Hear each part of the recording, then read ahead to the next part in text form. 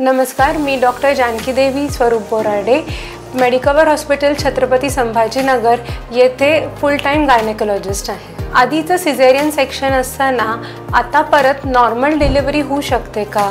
तर हो, नक्कीच होऊ शकते, पण त्याचे काही खूप स्पेसिफिक असे क्रायटेरियाज असतात, जसं की आधीचं सीझर कुठल्या कारणामुळे झालेलं आहे, आधीच्या सीझरला किती वर्ष झालेले आहेत, सध्याच्या प्रेग्नन्सीमध्ये काही कॉम्प्लिकेशन्स आहेत का, जसं की बीपी वाढलंय, डायबिटीज झालंय, सध्याच्या बाळाचं वजन किती आहे, डिलिव्हरीसाठी आईची जागा पुरेशी आहे का, बाळाच्या भोवती पाणी कसं आहे, बाळाला रक्तपुरवठा कसा आहे।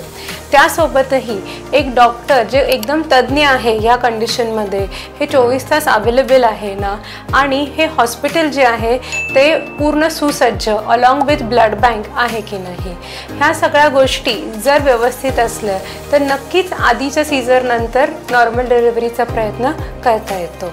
धन्यवाद।